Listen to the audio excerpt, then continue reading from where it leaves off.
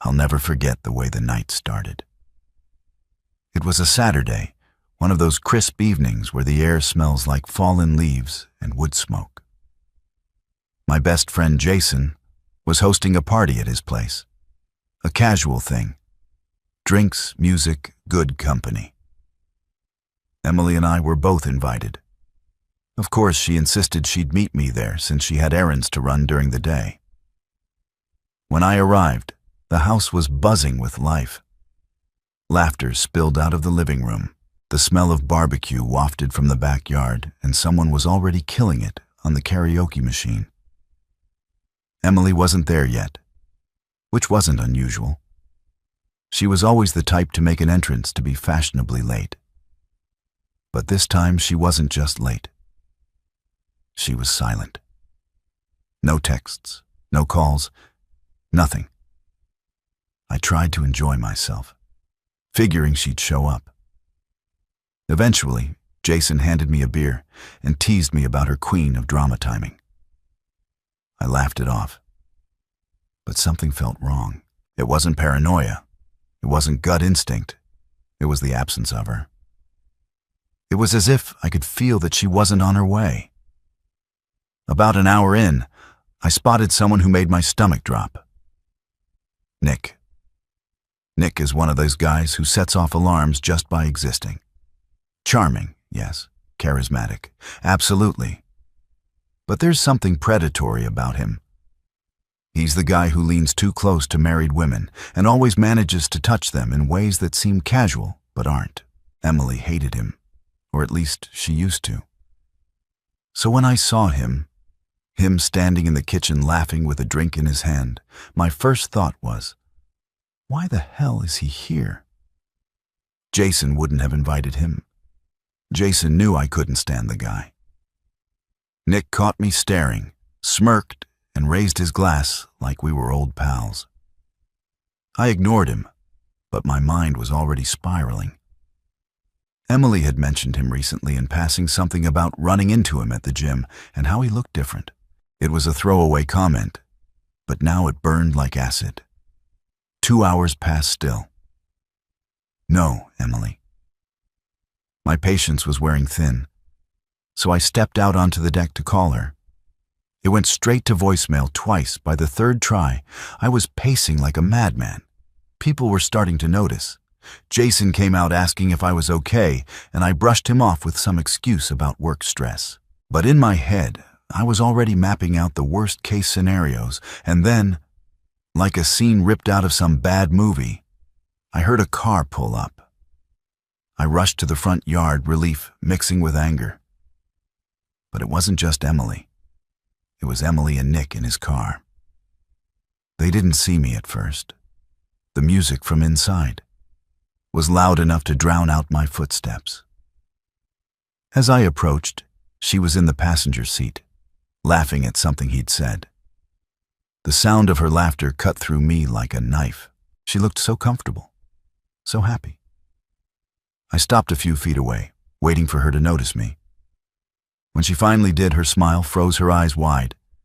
Nick, ever the smug bastard, glanced at me and said, "Hey, man, didn't know you'd be out here." I didn't respond. My eyes were locked on. "Emily." "What the hell is this?" I asked, my voice cold and steady, she stammered, reaching for the car door handle. "It's not what it looks like, Ryan. He just gave me a ride." "A ride?" I repeated, my voice dripping with sarcasm. "So why didn't you tell? Tell me, why didn't you call or text? Why is it always Nick?" Nick had the audacity to chuckle, as if this whole thing was some kind of joke. "Relax, dude. You're overthinking it." That's when I snapped. I stepped forward, yanking open the passenger door. "Get out of the car, Emily." She hesitated, but the look on my face must have told her I wasn't messing around. She climbed out. Smoothing her dress like that would fix anything. "Ryan, you're being ridiculous. It's just a ride. You're embarrassing me, embarrassing you." I barked you show up to a party with this guy after disappearing all day, and I'm the one embarrassing you." Her face flushed with anger, but before she could reply, Nick leaned out the window and said, "Maybe we should all calm down." I turned to him, my hands clenched into fists. "Get out of here, Nick, now, or I swear to God, you'll regret staying for once." He listened with a shrug. He backed the car down the driveway, leaving Emily and me standing there in the cold. The silence between us was deafening. She crossed her arms, glaring at me like I was the one who'd done something wrong. "You're overreacting," she said. "Finally, am I?" I shot back then. "Why didn't you tell me? Why do you lie, Emily? What are you hiding?" She didn't answer. Instead, she turned and walked into the house, leaving me standing there with 1,000 questions and no answers. When Emily stormed into the house, I followed her. Not because I was ready to let this go, but because I wasn't about to let her turn this into some casual brush-off. Inside, the party was still in full swing. Oblivious to the storm brewing between us, people were laughing, music was pounding, and Jason was on the couch shouting at someone over a beer pong game. Emily made a bean for the kitchen. I caught up to her just as she was pouring herself a drink, her hands trembling slightly, she noticed. Me watching, and quickly steadied herself, flashing a forced, too bright smile. "Ryan, can we not do this here? You're making a scene." "Oh, I'm making a scene," I snapped, keeping my voice low enough to avoid drawing attention. "You show up hours late with Nick of all people, and I'm the one making a scene." Her expression hardened. "It's not a big deal. I told you he just gave me a ride. My car wouldn't start. Your car wouldn't start." I repeated, heed my voice dripping with disbelief. "That's the best you've got. You couldn't call me. Text me. Hell, Jason lives 5 minutes away. You couldn't ask him for help." She rolled her eyes, sipping her drink like I wasn't even worth the energy. I didn't think it was a big deal. Okay, Nick was there and he offered end of story. It was the casual way she said it that sent my blood boiling, the way she dismissed everything. My concerns, my feelings, the fact that I'd been acting shady for weeks now. I leaned in closer, my voice dropping to a dangerous whisper. "You think I'm stupid, Emily. You think I don't see what's going on for a moment." Something flickered in her eyes. Panic, maybe, but she covered it quickly, laughing like I told some bad joke. "Oh, come on, Ryan. You're reading way too much into this. You always do. Always do," I echoed. "What else am I supposed to think when my wife, starts lying to my face when she's sneaking around with him?" "Lower your voice," she hissed, glancing around like she was worried someone might overhear. "You're embarrassing both of us." "No, Emily," I shot back. "You embarrassed us."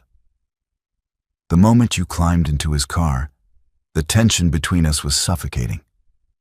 But she didn't back down. She took another sip of her drink, her gaze cold and calculating. "Now you're being ridiculous. Do you even hear yourself? You're acting like some insecure little boy. Grow up." That was it. That was the moment I realized something had shifted. She had shifted the Emily. I thought I knew the one who would have apologized, or at least tried to explain, wasn't standing in front of me anymore.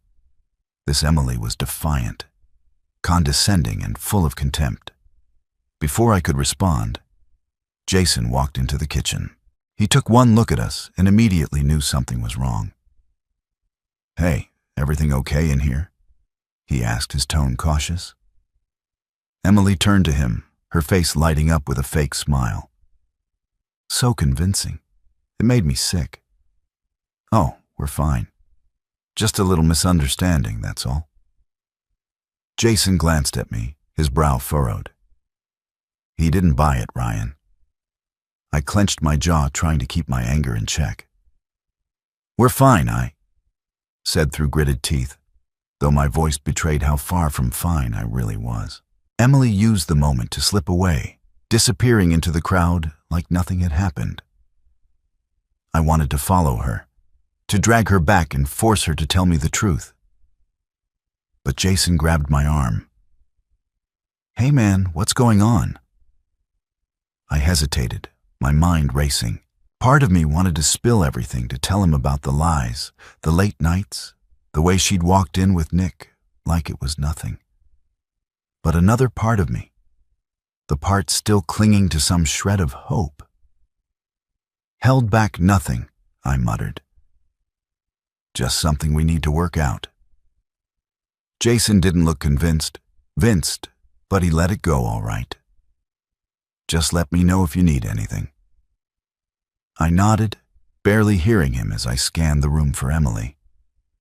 She was nowhere to be seen. My heart was pounding, my thoughts spiraling. If she wasn't here to explain herself, where the hell had she gone? And, more importantly, who was she with?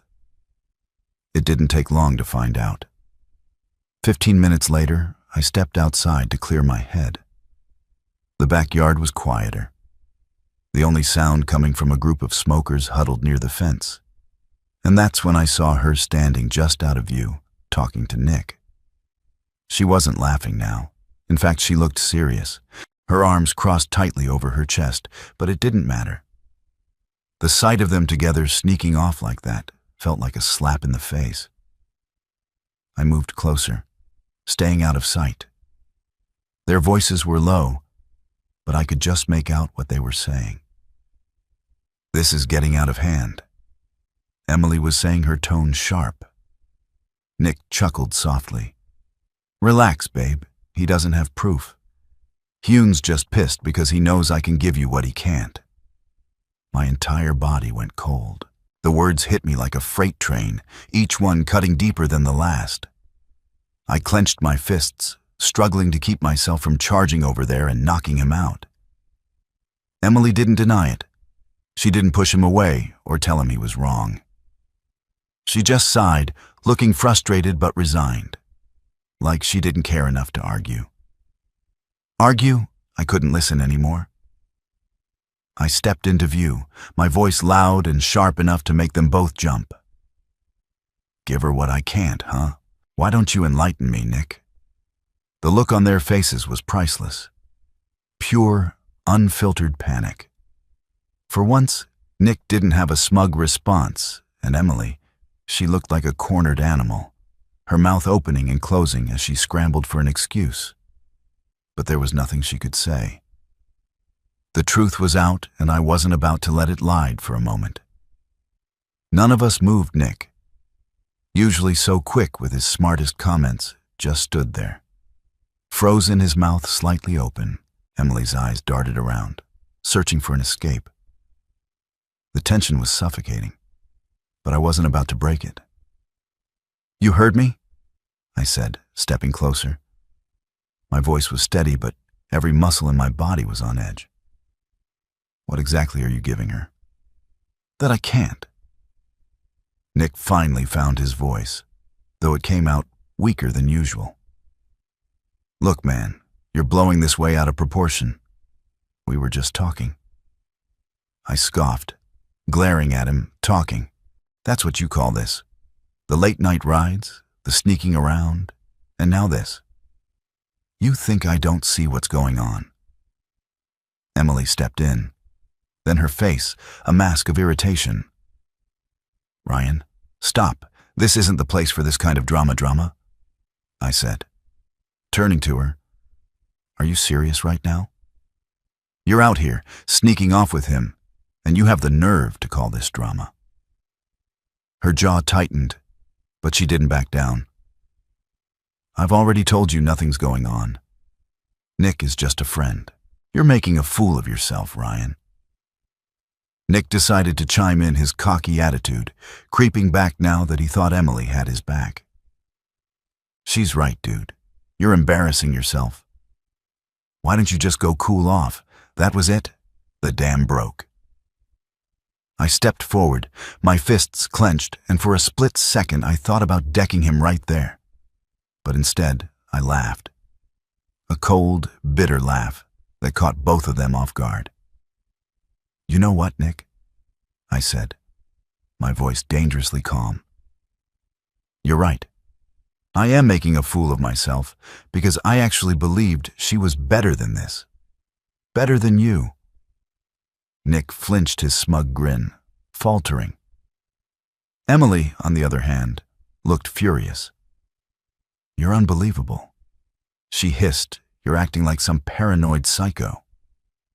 Maybe if you spent less time playing detective and more time being a decent husband, we wouldn't be having this conversation." Her words hit me like a slap, not because I believed them, but because I realized how far gone she was. This wasn't guilt or remorse. It was pure deflection. She wasn't sorry for what she'd done. She was angry at me for catching her. I shook my head, my voice thick with disbelief. "You really think this is my fault, don't you? You think I'm the problem here?" She crossed her arms, her eyes narrowing. "I think you've been smothering me for months. You don't trust me, you don't respect me, and now you're out here, causing a scene like some jealous teenager. Maybe if you weren't so insecure, we wouldn't be in this mess." Nick shifted uncomfortably, clearly not expecting things to escalate like this. "Maybe we should all just shut up, Nick." I snapped at cutting him off. He raised his hands in mock surrender, but he didn't leave. Of course he didn't. He wanted to see how this played out. I turned back to Emily, my voice low but firm. "You know what? Fine. Let's stop pretending. Let's stop playing this little game where you act like the victim and I'm the bad guy. Tell me the truth, Emily, right here, right now. Are you sleeping with him?" The question hung in the air like a bomb waiting to go off. Emily's face turned pale, her bravado cracking for the first time. "You're insane," she said, her voice shaky. "I can't believe you'd even ask." "Ask me that. Answer the question," I said, taking another step closer. "Yes or no?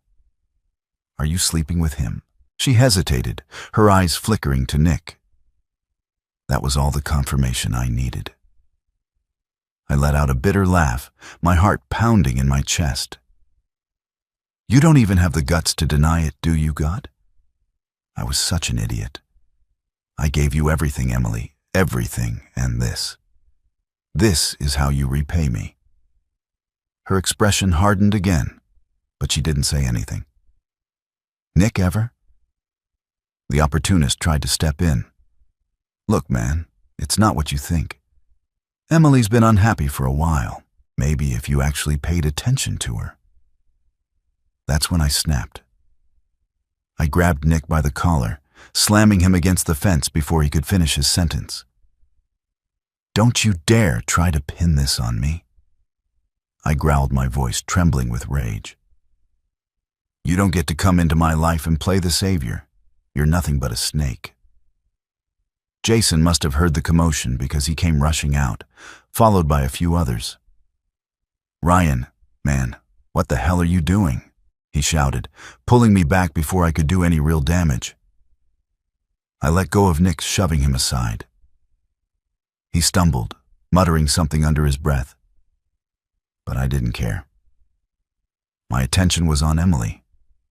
Now she was standing there, her arms wrapped around herself, looking more angry than afraid. "We're done," I said, my voice cold and final. "You want him. You can have him.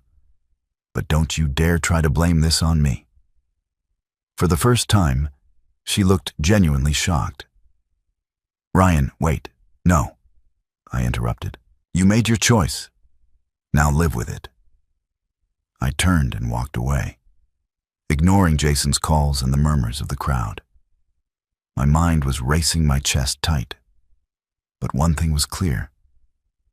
Whatever I thought I had with Emily, it was over and I wasn't going to let her drag me down any further. But deep down, I knew this wasn't the end. Not yet that I drove home in a daze, my knuckles white on the steering wheel. The world outside the car felt distant. Just streaks of light and shadow rushing by my chest was tight, my head pounding. But no matter how hard I tried, I couldn't stop replaying the scene in my mind. Her hesitation, the flicker of guilt in her eyes, Nick's smug, self-righteous tone. When I pulled into the driveway, the house looked almost quiet, still like it knew something had shattered inside me. I sat in the car for a long time, staring at the dark windows, wondering how the hell I had ended up here. The life I'd built with Emily felt like a cruel joke. Now every memory, our wedding, the vacations, the lazy Sundays on the couch, felt tainted. How long had she been lying to me? How many nights had she spent with him while I was at home, trusting her, loving her? I didn't go inside right away. Instead, I pulled out my phone, my hands trembling. I wasn't sure what I was looking for. Maybe some kind of proof. Something concrete to confirm what I already knew. My fingers hovered over her messages, her emails. But I stopped myself. No, not yet. I needed her to come home first. I needed to hear it from her. I waited for hours. Midnight turned into then 2. I'd expected her to follow me home to storm in and tried to twist the knife further. But she didn't. The silence stretched on, heavy and suffocating. Finally, I heard the crunch of tires on the driveway. My pulse quickened as the front door opened and Emily walked in. She froze when she saw me sitting on the couch, the only light coming from the dim lamp in the corner. "You're still up?" She said, her voice flat. "Of course, I'm still up." I replied, my tone just as cold. "We need to talk." She sighed, setting her purse down on the counter. "Ryan, I'm not doing this with you tonight. I'm exhausted too bad," I said, standing up. "We're doing this now." She crossed her arms, leaning against the counter like she was already bored of the conversation. "Fine. What do you want to talk about?" I stared at her, my heart pounding in my chest. How long her brow furrowed. "How long? Well, don't play dumb, Emily," I said, my voice rising slightly. "How long have you been seeing him?" She rolled her eyes, her posture stiffening. "Ryan, you're being ridiculous. There's nothing going on with Nick. I've already told you." "Stop lying to me," I shouted, my voice echoing through the quiet house. "I heard you, Emily. I heard what he said, giving you what I can't." "What the hell does that mean?" For a moment she said nothing, just stared at me, her face unreadable. Then finally she spoke. "You really want to know?"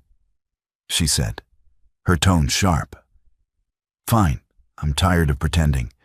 I've been unhappy for a long time, Ryan, and yes, I've been spending time with Nick because he actually listens to me. He makes me feel wanted." Her words hit me like a punch to the gut. "Wanted." I repeated, my voice cracking. "I've given you everything, Emily. I've supported you, loved you, trusted you, and this is how you repay me." She threw up her hands, exasperated. "You think love is enough. You think showing up and paying the bills makes you some kind of saint god. Ryan, you're so clueless." "Clueless," I said, stepping closer. "You've been lying to me for months, maybe longer, and you have the nerve to call me clueless." She didn't back down. If anything, her gaze grew colder. "You want the truth? Fine, Nick's right. You're not enough for me anymore. You haven't been for a long time." Her words knocked the air out of me. I felt like I was drowning, my chest heaving as I struggled to process what she just said. "You don't even care, do you?" I said, my voice barely above a whisper. "You don't feel guilty. You don't feel anything." She shrugged, her expression defiant. Maybe I don't. Maybe I'm tired of feeling guilty for wanting more than this boring, predictable life with you. Something inside me snapped. I laughed. A bitter, humorless sound that made her flinch. You want more? I said, shaking my head. Go ahead, Emily, take it. Take Nick, take your more, and get the hell out of my house. She blinked, caught off guard by my sudden shift. What, you heard me? I said, my voice steadier. Now get out, pack your things and go. I'm done. For the first time, I saw a flicker of uncertainty in her eyes, but she quickly masked it, her chin lifting defiantly. Fine, if that's what you want, it's not what I want, I said, my voice cracking again. But you've made your choice, and now I'm making mine. She stood there for a moment, as if waiting for me to change my mind. But when I didn't, she turned on her heel and walked toward the bedroom. I could hear her moving around, pulling things out of drawers and slamming them into a suitcase. As I stood there in the living room, my hands shaking and my heart mattered, I realized something. This wasn't the end of my pain. This was just the beginning.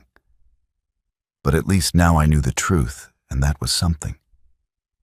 It wasn't enough to fix what she'd broken, but it was enough to start over the sound of her suitcase. Wheels dragging across the hardwood floor echoed through the house. It was surreal, like watching a stranger leave. She was wearing the same dress she'd left in earlier that evening, black sleek, a dress that once made my heart race, now just made my stomach churn. Emily didn't look at me as she pulled the suitcase toward the front door. Her expression was set her chin high, like she was walking away from something she had already decided wasn't worth saving for a second. I thought she might stop. Say something, anything to acknowledge the wreckage she'd left behind. But she didn't. Where are you even going? I asked, my voice. Cutting through the silence, she paused with her hand on the doorknob, finally turning to face me. Her face was calm, too calm, but her eyes betrayed her. There was something there. Anger, maybe, or fear to nix. She said bluntly, no hesitation, no shame. My chest tightened and I let out a sharp laugh, shaking my head, of course, straight to him. Huh. Not even pretending to figure things out, just done. She rolled her eyes as if I was the one being unreasonable. What's the point of dragging this out, Ryan? You said we're done, and you were right. There's nothing left here, nothing left. I repeated the words, tasting bitter. You're unbelievable, Emily. I spent 6 years building a life with you, and you're walking away like it's nothing. Like I'm nothing. Her expression hardened. Don't act like you're some saint, Ryan. You were checked out long before I was. Maybe not physically, but emotionally. You were never really there. I stepped closer, my hands clenching into fists at my sides. You don't get to rewrite history to make yourself feel better. I was there, Emily. I was there for every argument, every tough decision, every goddamn moment. You needed me. But you... My voice broke and I forced myself to continue. You weren't. You were already halfway out the door, weren't you? I just didn't see it for a moment.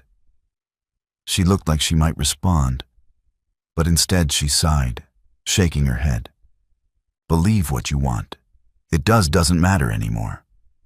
Her apathy hit me harder than any argument ever could. I felt the last thread of my patience snap. You know what, Emily? Go run to Nick, but don't come crawling back when you realize he's nothing but a selfish manipulative who only wants what he can't have.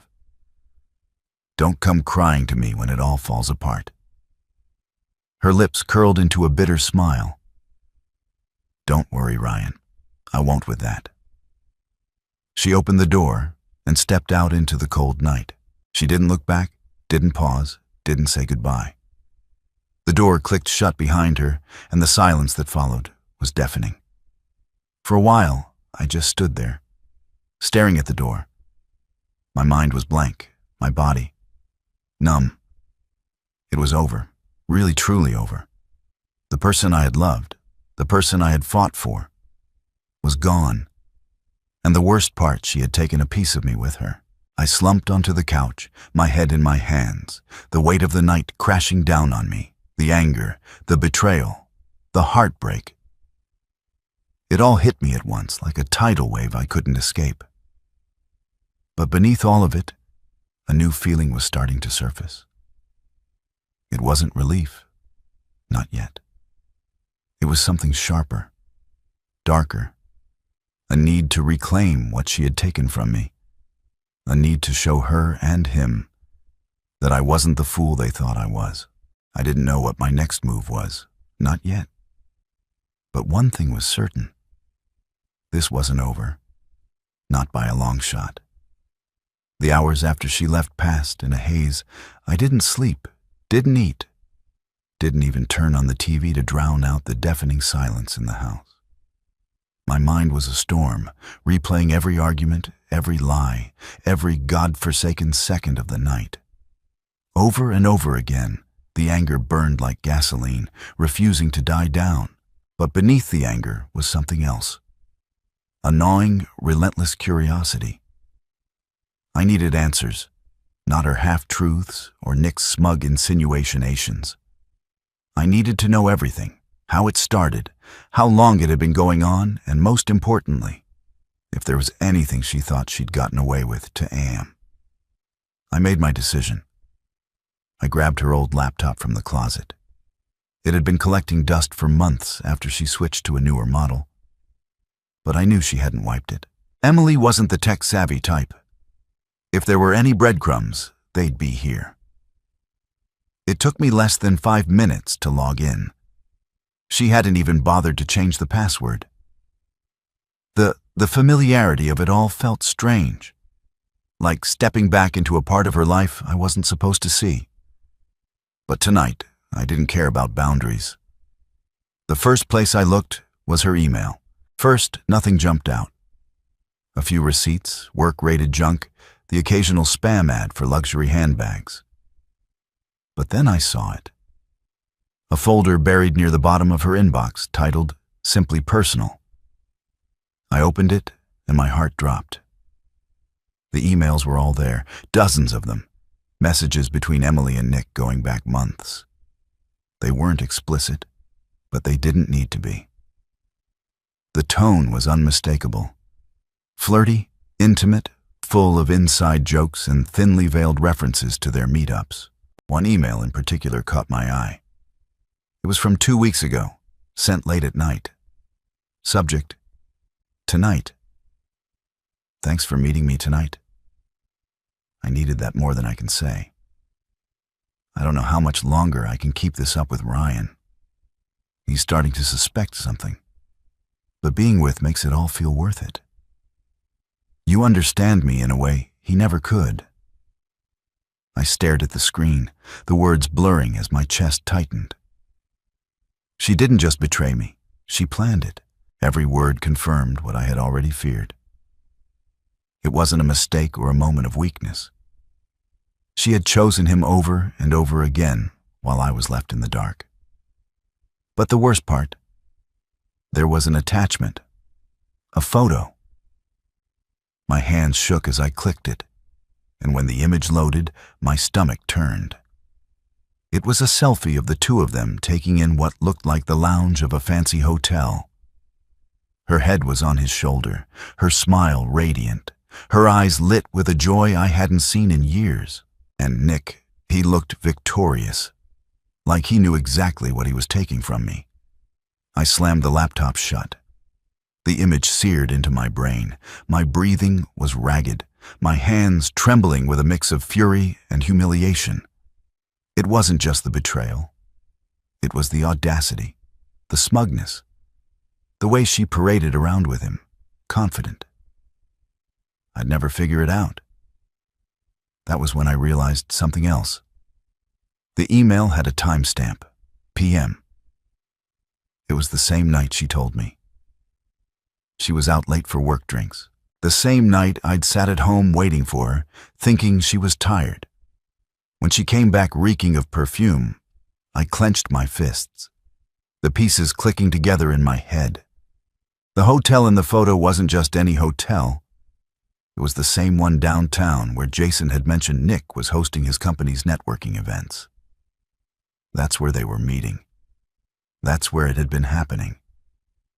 A new plan began to form in my mind. Sharp and crystal clear. They thought they'd gotten away with it. But they hadn't counted on one thing. Me. I wasn't going to sit here and lick my wounds while they laughed behind my back. This wasn't just about revenge anymore. This was about taking back control. By the time the sun started to rise, my path forward was set. I wasn't going to be the fool in their story. I was going to rewrite it. And when I was done, neither of them would ever forget the day. They underestimated me. The clarity I felt that morning was unlike anything I'd experienced before. No more tears, no more second-guessing. Emily and Nick thought they had me cornered, that I'd slink away quietly and let them have their twisted little romance. But they didn't realize who they were dealing with. I spent the next few hours planning every move with the precision of a chess master. I wasn't interested in petty revenge. This needed to be. Flawless public, something that would leave no doubt about who they were and what they'd done. My first stop was Jason's house.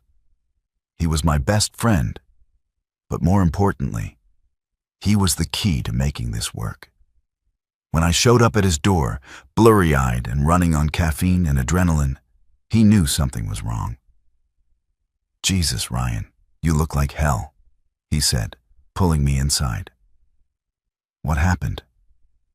"I need your help," I said, cutting straight to the point. "Emily's been cheating on me with Nick." Jason's face darkened, his usual easygoing demeanor vanishing in an instant. "That piece of... Are you serious? When? How long, months?" I said, my voice cold, and I have proof, emails, photos, the whole damn circus. He shook his head, muttering a string of curses under his breath. "I can't believe this. I knew the guy was bad news, but Emily, I never thought, yeah. Well, now we know I interrupted, and I need your help to expose them." Jason's eyes narrowed. "What do you need?" That's the thing about Jason. He's the guy you call when you're in a tight spot. He doesn't ask questions, doesn't hesitate, and right now I needed someone like him. Nick's hosting another networking event at that hotel downtown. I said Emily will be there. She's too predictable not to go, especially now that she's staying with him. Jason nodded, slowly catching on. "And you want to crash it, not just crash it." I said, a grim smile forming. "I want everyone there to know exactly who they are and what they've been doing." Jason raised an eyebrow. "You've got a plan?" I nodded, pulling out my phone. "We're going to play this smart. First, we need a little surveillance, something concrete to catch them in the act, and then, when the moment's right, we blow it wide open." Jason grinned his anger, now matching mine. "All right, let's burn this guy to the ground." Phase 1, the bait. The networking event was scheduled for the following evening, giving me just enough time to set the stage. Jason and I scouted the hotel during the day, figuring out the layout and where Nick was likely to hold court. He always loved being the center of attention, so the bar lounge was a safe bet. By the time the event started, Jason and I were in position. He was stationed at the bar, casually nursing a drink. While I waited in a corner booth with a clear view of the room, I'd brought a small recording device. Nothing fancy, but enough to capture the conversations I needed. It didn't take long for them to arrive, Emily walked in first, wearing a dress that was too showy for anything professional. Nick followed close behind his hand, on the small of her back, like she was his trophy for the night. My blood boiled, but I stayed calm. This wasn't the time to act. They mingled laughing and chat in with other guests, but it was clear they were there for each other. Nick kept touching her, her arm, her waist, her shoulder, and every time he did, I felt the knot in my chest tighten. Jason gave me a subtle nod from across the room. We'd agreed not to approach them directly, not yet. Instead, he made small talk with one of the event staff, casually steering the conversation toward Nick. "Yeah, that guy," Jason said loudly enough for me to hear Big Shot always bragging about his business deals. Kind of a snake, though, if you ask me. The staff member laughed, agreeing. "You're not the first to say that he's always here with someone new. Last month it was that brunette from marketing." And now Jason raised an eyebrow, fighting. "Surprised the blonde. She his assistant or something?" "Nah, just his girlfriend. I think they're pretty cozy," though I clenched my jaw, gripping the edge of the table. Jason gave me a quick glance, his expression saying, "It's working phase 2, the trap." An hour into the event, Nick and Emily slipped away, heading toward the elevator. This was the moment I'd been waiting for. I followed at a distance, Jason trailing behind me as backup. Sure enough, they went to a private suite on the top floor. I stayed out of sight, watching as they disappeared behind the door. My heart was pounding, but this time it wasn't just rage. It was anticipation. Jason handed me a small camera brought, already set up to record. "You sure about this?" he asked. I nodded, my jaw tight. "Absolutely." We waited for a few minutes before I knocked on the door. I could hear them inside, their muffled voices laughing at something. The sound made my stomach churn, but I forced myself to stay composed. When the door opened, Nick's expression went from cocky to panicked. In an instant, "Ryan, what the hell are you doing here?" Emily appeared behind him, her face pale. When she saw me, "Ryan, this isn't Save It," I said. Cutting her off, I held up the camera, the red light, blinking. "Smile for the camera, lovebirds, Litun, give your colleagues something to talk about." Nick's face twisted with rage. "You can't do this. This is private property." I laughed coldly. Private property? That's rich coming from the guy screwing another man's wife. "Don't worry, Nick.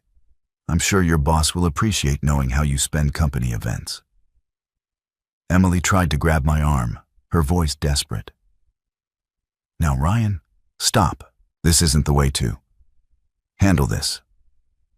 I shook her off, stepping back into the hallway. "Oh, I think it's the perfect way. Enjoy the fallout." I turned and walked away, the sound of their frantic voices echoing behind me. For the first time in weeks, I felt something close to satisfaction. This was just the beginning. That'd be why the time I made it back to the hotel lobby, my adrenaline was starting to wear off. But the satisfaction was still there, simmering just beneath the surface. Jason was waiting for me by the bar, his face tense with anticipation. "Well?" he asked. As I approached, I held up the camera. The recording indicator, still blinking, got it. I said, my voice cold, everything I needed. Jason exhaled, running a hand through his hair. "Damn, man, that's next level. What's your next move?" I sat down at the bar, motioning for a drink. "They're going to try to spin this." I said, my voice steady. "Nick will use his connections, and Emily will do whatever she can to make me look like the crazy one. But I'm not giving them the chance." Jason frowned, leaning in you. "Sure you want to escalate this? You've got them dead to rights. Isn't that enough?" I shook my head. my jaw tightening. No, they didn't just cheat. They humiliated me. They thought I wouldn't fight back, that I'd roll over and let them get away with it. I'm done playing nice. The plan was already forming in my mind, crystal clear and unstoppable. First, I needed to make sure the video ended up where it would hurt them the most. Nick's company had a strict code of conduct, one that explicitly forbade personal scandals that could tarnish their image. If his boss saw that video, his career would be over, and Emily, her betrayal wasn't going to stay behind closed doors. Phase 3. The public unveiling the next morning. I uploaded the video to a secure server and drafted 2 emails. The first was addressed to Nick's boss, a man named Greg Parker. I kept it professional, attaching the footage and explaining the situation in detail. I thought it was important. You see how one of your senior managers conducts himself during company-sponsored events. I wrote, keeping my tone factual and detached. The second email was for Emily's inner circle, her friends, her colleagues, and most importantly, her parents. I didn't include the video, just a brief explanation of what had happened. I wanted them to hear it from me before she had the chance to twist the narrative. By the time I hit send, I felt a strange mix of exhilaration and dread. The ball was rolling now, and there was no stopping it. The first domino falls. It didn't take long for the responses to start pouring in. Around noon, I got a call from Greg Parker. His voice was clipped and professional, but there was no mistaking the anger simmering beneath the surface.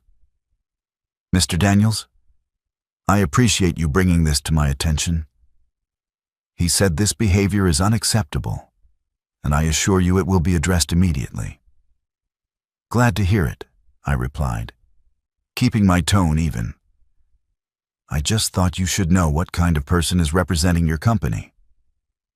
By the time the call ended, I knew Nick's career was hanging by a thread. Then came the messages from Emily's friends. Most of them were shocked, their texts filled with disbelief and apologies. A few were angry, accusing me of airing dirty laundry and ruining her reputation. But I didn't care. The truth was out, and I wasn't about to apologize for it. The real blow came later that evening, Emily's desperation. It was around 9 p.m. when my phone started buzzing relentlessly. Emily. She called 6 times in a row before I finally picked up my finger, hovering over the decline button every time when I answered. Her voice was frantic, almost hysteric. "Ryan, what the hell is wrong with you? Do you have any idea what you've done more than you?" "Apparently," I said coldly. "What's wrong, Emily? Did Nick's boss not appreciate his little extracurricular activities? You've ruined everything." She shouted, her voice, cracking his job, my relationships, my parents won't even talk to me. "Why would you do this? Why would I do this?" I repeated, my voice rising. "Are you serious right now? You cheated on me, lied to me, and dragged my name through the mud. Don't you dare act like the victim." She was silent for a moment, her breathing heavy.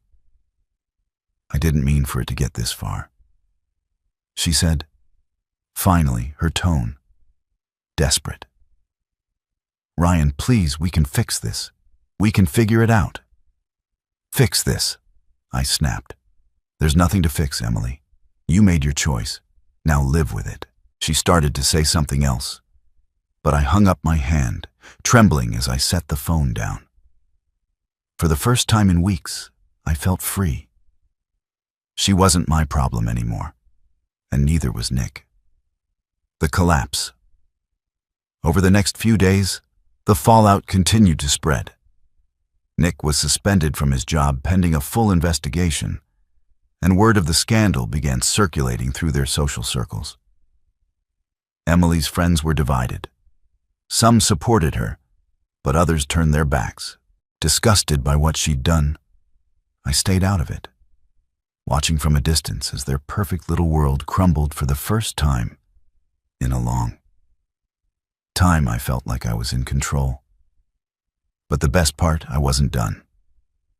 Yet. Emily and Nick thought the worst was over. That much was obvious from the silence that followed for days. There were no calls, no texts, nothing. I knew them too well to think they'd just given up. They were regrouping, trying to salvage whatever was left of their lives. But what they didn't know was that I wasn't finished. The truth was, I hadn't just stumbled onto Emily's affair. I'd uncovered her entire house of cards, and it was time to knock it down for good. The secret debt. A few days after Emily walked out, I decided to check the joint accounts we'd shared during our marriage. I wasn't expecting much. She rarely touched them, since she preferred her personal credit card. But what I found was enlightening. A series of large withdrawals had been made over the past 6 months, each one labeled as personal expenses. Thousands of dollars gone siphoned into an account I didn't recognize. I felt the blood drain from my face as I scrolled through the transactions. Designer clothes, extravagant dinners, even a weekend spa retreat. All while I was at home, completely unaware. It wasn't just betrayal anymore. It was theft. I spent the next few hours digging through old financial records, piecing together the pattern. Emily hadn't just been spending recklessly, she'd been draining our savings slowly and methodically. And for what? To fund her little double life with Nick? It was the final straw. The evidence piles up.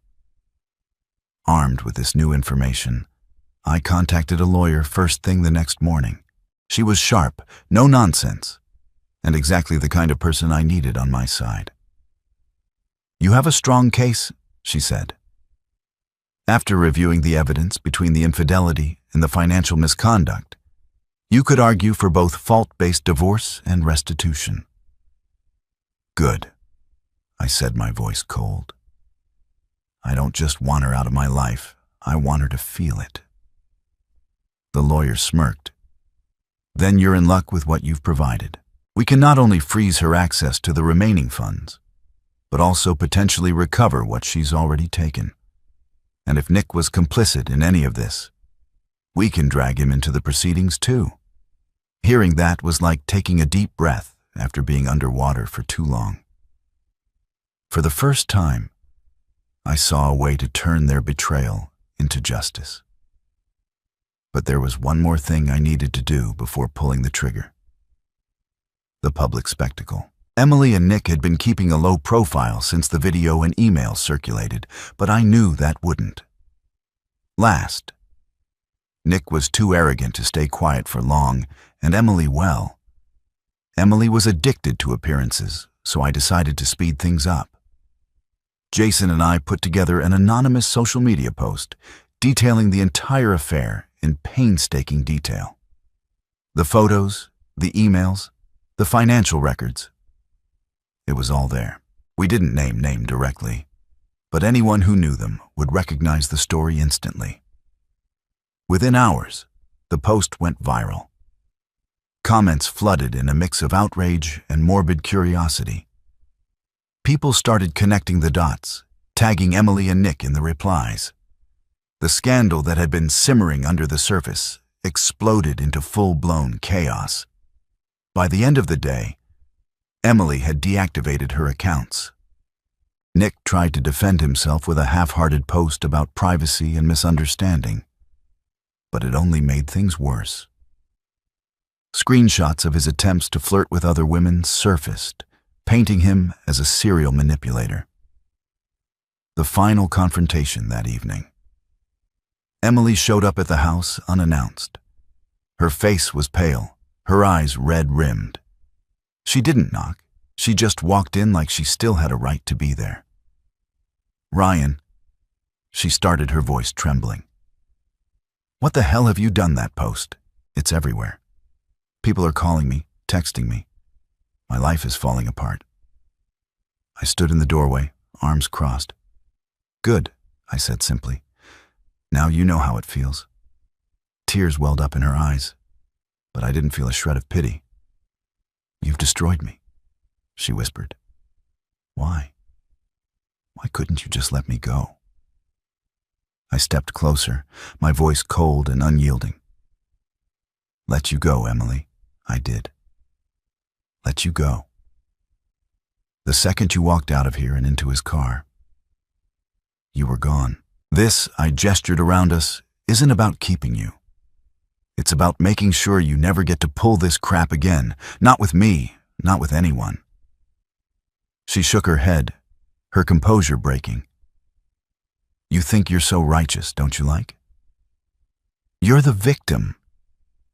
But you weren't perfect, Ryan. You weren't enough for me, and you know it." Her words stung, but I didn't flinch. "You're right," I said quietly. "Maybe I wasn't enough for you. But that doesn't justify what you did. And now you're not my problem anymore." Her mouth opened, as if to argue, but she must have seen the finality in my expression. She turned and left without another word, slamming the door behind her. The collapse of their empire over the next few weeks. The fallout was complete. Nick lost his job. Greg Parker didn't waste any time terminating him, after the investigation confirmed his inappropriate conduct. Word spread quickly through there. Industry blacklisting from most reputable companies. Emily wasn't faring much better. Her parents, furious about the affair and the financial damage, cut her off completely. Her friends distanced themselves, unwilling to be associated with the scandal. I, on the other hand, felt like I was finally coming up for air. The divorce proceedings were moving quickly, thanks to the mountain of evidence my lawyer presented. Emily had no choice but to agree to my terms, and the court ordered her to pay back a significant portion of the money she'd stolen. For the first time in years, I felt free, but, more importantly, I felt vindicated. I hadn't just survived their betrayal. I'd risen above it, and now, as their carefully constructed lies came crashing down around them, I realized something I didn't just win. I'd made sure they lost. Life felt strangely quiet after the storm settled. For months, my existence had been consumed by betrayal, anger, and the need for Eustace justice. Now, standing in the ruins of what once was, I felt something unfamiliar. Peace. The divorce was finalized in record time. Emily didn't fight me on the settlement she couldn't afford to. Between the public disgrace and the financial burden the court placed on her, she was cornered. Every dollar she drained from our accounts was now legally ordered to be returned. It would take her years to repay it all. But that wasn't my problem anymore. Nick, predictably, had disappeared. Word was he'd skipped town, probably hoping to start over in a place where people didn't know what kind of person he was. Good riddance, and Emily. I didn't hear from her after that final confrontation, not directly anyway. A few mutual friends mentioned she was staying with a cousin on the outskirts of the city, barely making ends meet. Part of me thought I'd feel vindicated knowing she'd hit rock bottom. But instead, I just felt indifferent. She was a chapter 1 had closed a part of my life. I no longer wanted to revisit the clean slate. With the divorce behind me, I threw myself into rebuilding. The house felt like a mausoleum of bad memories, so I sold it. The process was bittersweet. Every corner of that home was filled with reminders of a life I thought I'd have. But letting go of it felt like shedding dead weight. I moved into a smaller, modern apartment downtown. It wasn't much, but it was mine. No ghosts of the past, just a fresh start, Jason, ever. The loyal friend checked in on me, often one night over a couple of beers. He asked the question I knew was coming. "So what's next for you?" "Man," he asked, leaning back in his chair. I thought about it for a moment, staring out at the city lights through my window. I don't know. I admitted I spent so much time fighting to get here. I haven't thought about what's next. Jason smirked. Well, whatever it is, you've got a clean slate now. No baggage, no lies, just possibility. Possibility. I repeated, letting the word roll over me for the first time. It didn't feel overwhelming, felt hopeful. The final letter. A few weeks later, I received an envelope in the mail, no return address, but I recognized the handwriting instantly. Emily, I debated throwing it away without reading it, but curiosity got the better of me. I opened it carefully, the smell of her familiar perfume wafting up as I unfolded the letter. Ryan, I don't expect you to forgive me. I don't even expect you to read this. But I needed to say it anyway. I was wrong about everything. I thought I wanted freedom, excitement, something new. But what I really wanted was to escape myself. And I used you as an excuse. You didn't deserve what I did to you. I know that.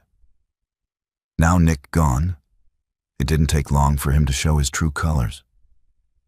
Once everything fell apart, I guess karma caught up to both of us. In the end, I hope you find happiness, Ryan. Real happiness. The kind I wasn't able to give you. You deserve that much, Emily. I set the letter down, staring at it for a long time. Her words didn't bring closure. They didn't undo the pain she'd caused. But they felt final, like a coda to a story I'd already finished reading. I didn't write back. I didn't need to, looking forward. Months passed, and slowly but surely, I started finding pieces of myself again. I reconnected with old friends, started new hobbies, even took a solo trip to the mountains. A dream I'd put off for years. The best part, I didn't feel like I needed anyone else to complete me anymore. I'd been to the bottom, clawed my way out, and realized I was stronger than I ever gave myself credit for one day. While sitting on a bench overlooking the city, I thought about everything that had happened. The betrayal, the heartbreak, the revenge. It wasn't a path I'd ever expected to walk. But now that I'd reached the other side, I felt grateful. Grateful that I'd seen the truth, no matter how painful it was. Grateful that I'd had the strength to fight back. Grateful that I'd reclaimed my life as the sun set over the horizon, painting the sky in shades of orange and pink. I smiled for the first time in what felt like forever. This wasn't the end.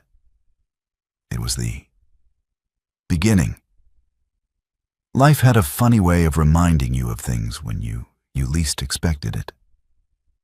Months after the dust settled, just as I was finally feeling like myself again, an old echo from the past found its way back to me. It was a Saturday morning, quiet and calm. I was drinking coffee on my balcony, flipping through a book I'd borrowed from Jason. When my phone buzzed, the name on the screen stopped me cold. Emily's mom. I hesitated, staring at the screen. Of all the people connected to Emily, her mom, Linda, was the last one I'd expected to hear from. She'd always been kind to me, like the mother I never had. But after the scandal, I figured she'd sided with her daughter, like any mother would. Curiosity got the better of me, and I answered. Ryan. Linda's voice came through, soft but uncertain. I hope I'm not bothering you. No, it's fine, I said, leaning against the balcony rail. What's going on? There was a pause, and I could hear her take a shaky breath. I wanted to check on. You see how you were doing. The words caught me off guard. I'm doing okay, I said slowly. Why another pause? Then her voice dropped, tinged with guilt. I know it's not my place, but I wanted to apologize for everything Emily put you through. I raised her better than that. or at least I thought I did. Her words stirred something in me, a mix of sadness and frustration. "It's not your fault," I said after. After a moment, Emily made her own choices. Linda sighed, "I know, but it doesn't make it any easier. I've tried talking to her, but she won't listen. She's so lost, Ryan, and I don't know how to help her." I didn't know what to say to that. Part of me wanted to hang up to tell her Emily wasn't my problem anymore. But another part of me, the part that still remembered the good years, couldn't help but feel a flicker of pity. She'll have to figure it out on her own. Said, "Finally, you can't fix this for her." Linda was quiet for a moment.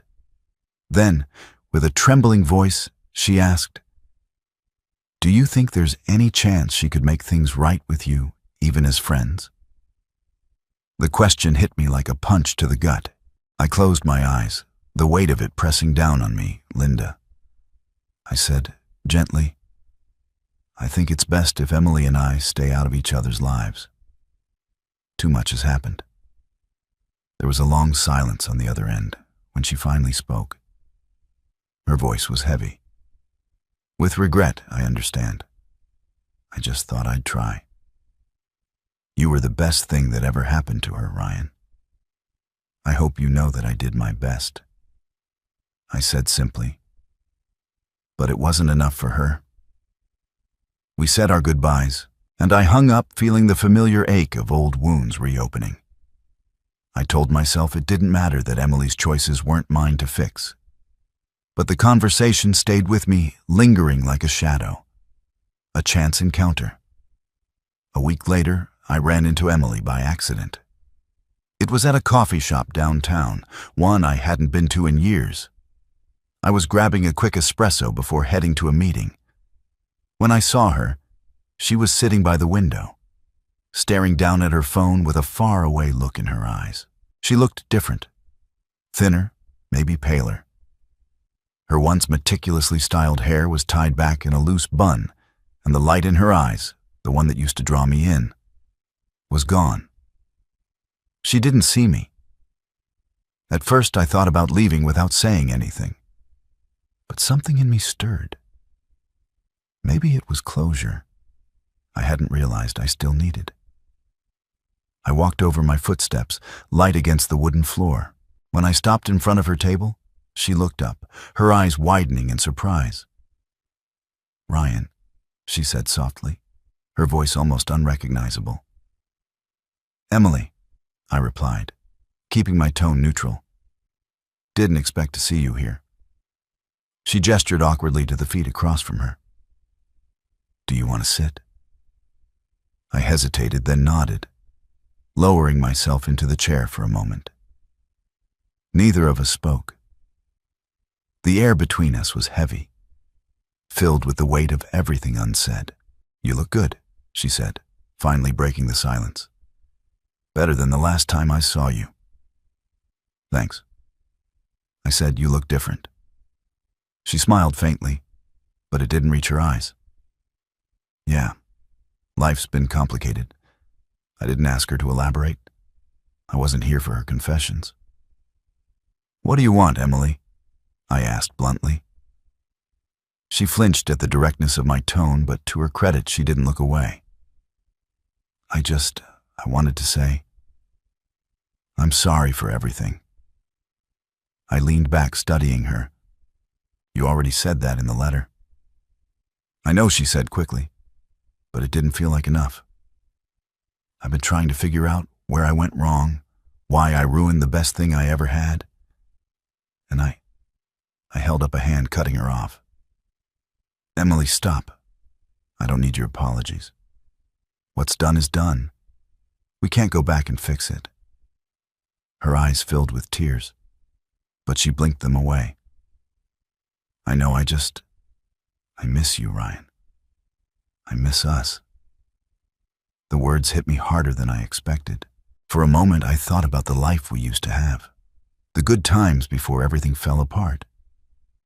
But then I remembered the lies, the betrayal, the look on her face as she defended Nick. I don't, I said finally, my voice firm. I've moved on, Emily, and you need to too. She looked like she wanted to argue, but she didn't. Instead, she nodded her shoulders, slumping in defeat. I understand, she whispered. I stood up, slipping a few bills onto the table to cover her coffee. Take care of yourself, Emily. As I walked out of the coffee shop, I felt a strange sense of relief. Seeing her again had reminded me of how far I'd come and how much better I was without her. This time there was no anger, no pain, just peace. The day after my encounter with Emily, I woke up feeling lighter than I had in years. Seeing her again, hearing her apologies, and walking away without the weight of bitterness. It was the final piece of closure I hadn't realized I needed. For the first time, the future didn't feel like a burden, felt like an open door waiting for me to step through, building something new. I started throwing myself into projects that gave me purpose. I took on new challenges at work, volunteering for leadership roles I'd always shied away from. I reconnected with old friends, people I'd drifted apart from. During the years, I'd been tangled in Emily's web. Jason remained a constant, always pushing me to move forward. One evening, he dragged me to a charity event downtown, insisting it would be good for me to meet new people. You never. No, he said with a sly grin. Maybe you'll meet someone. I rolled my eyes, but went along with it. The venue was buzzing with energy, people mingling, sipping cocktails, and bidding on silent auction items. For the first hour, I stuck close to Jason, exchanging polite small talk with strangers and avoiding anything that felt too forced. Then I saw her. She was standing near a display of local artwork, studying a painting with an intensity that made her seem oblivious, biased to the chaos around her. She wasn't flashy or overly polished, just natural, confident, and quietly radiant. Jason noticed me staring and gave me a nudge. Go talk to her. I hesitated. What am I even supposed to say? Anything? He said with a grin. Just don't let her leave. Without trying, with a deep breath, I made my way over. She turned as I approached, her eyes meeting mine. Hi, I said, trying not to sound awkward. I'm Ryan. She smiled, her expression warm and inviting. Nice to meet you, Ryan. I'm Claire. We ended up talking for the rest of the evening. She was an architect, passionate about her work, and had a quick wit that kept me on my toes. There was no pretense, no games, just easy, genuine conversation by the end of the night. I knew I wanted to see her again, and for the first time.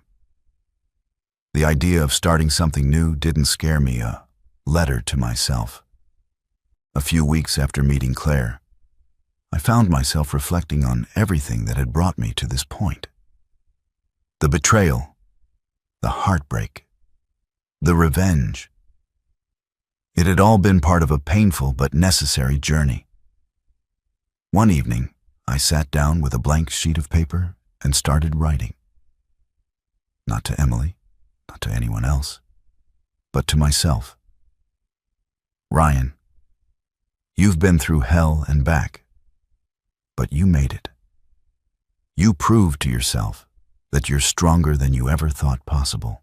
You learned to stand up for yourself, to fight for your dignity, and to let go of what no longer served you. Emily's betrayal was devastating, but it was also a blessing in disguise. It forced you to see the cracks in your life, to rebuild from the ground up, and to create a future that's truly yours. Don't hold on to anger. It only weighs you down. Forgive, not because they deserve it, but because you do keep moving forward. Ryan, you're exactly where you're meant to be. When I finished, I folded the letter and tucked it into a drawer. It wasn't something I needed to share. It was just a reminder to myself of how far I'd come. The future beckons. As weeks turned into months, my connection with Claire deepened. She wasn't a replacement for Emily. She was something entirely different. A partner who met me as an equal, who brought light and laughter into my life, without conditions or hidden agendas.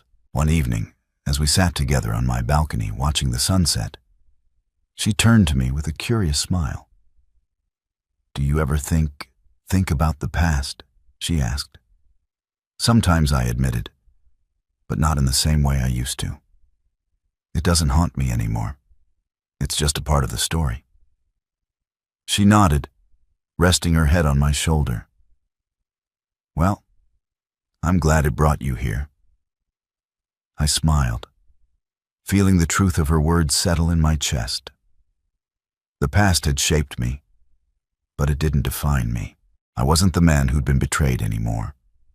I was the man who'd survived, who'd grown, who'd built a new life on his own terms. And for the first time, I wasn't just moving on, I was moving forward.